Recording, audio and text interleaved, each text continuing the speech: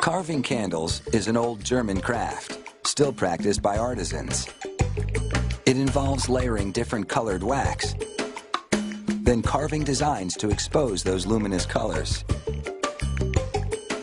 It's hard to beat the radiant beauty of a carved candle.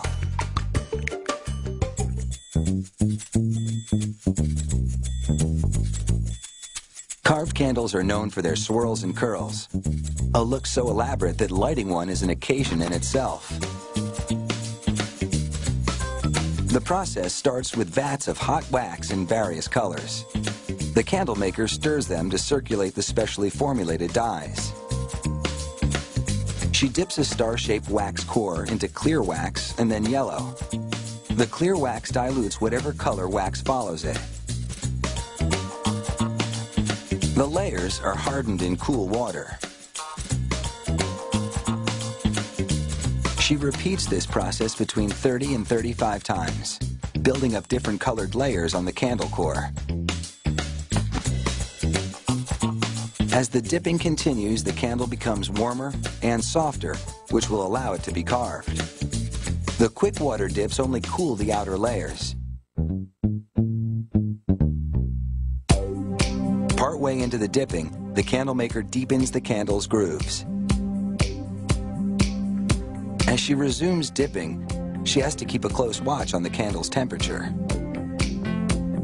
If it absorbs too much heat, it'll be too soft to carve. But if it's too cool, the wax can splinter. Achieving the right consistency is crucial. It's almost time to get carving. But first, the candle maker squeezes the drippings together and slices them off.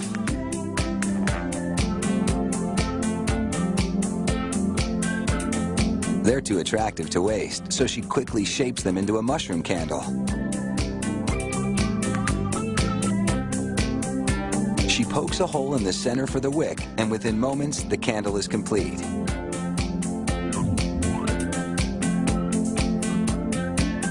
With the big candle at the perfect temperature, the clock is ticking. It has to be carved in just 15 minutes, or it will be too hard to work with. The candle maker slivers the bottom and curls the pieces back. She dunks the row of curls into water to harden them a bit so they don't sag.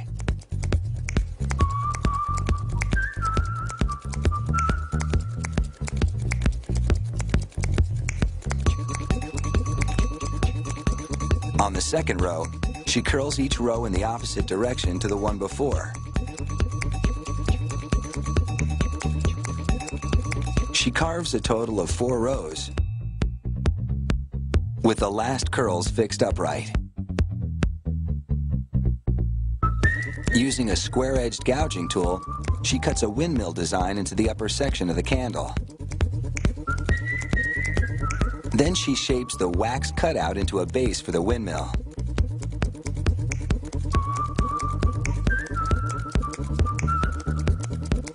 Tulips and other designs decorate the top of the candle.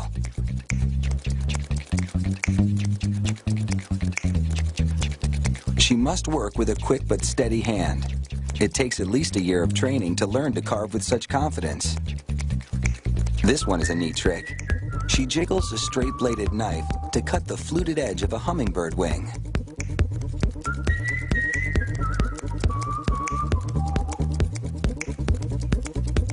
One last character, and this carving job is complete.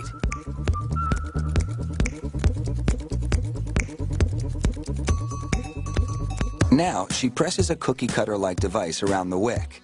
This forms a well that will allow the wax to burn down the center instead of dripping down the sides, which would ruin the carving.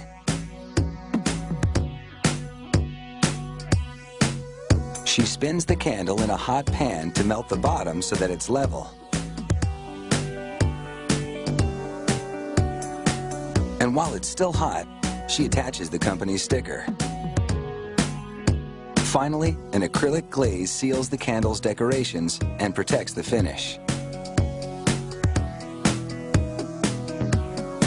Once lit, the light from the clear core shines through the designs for a real glowing beauty.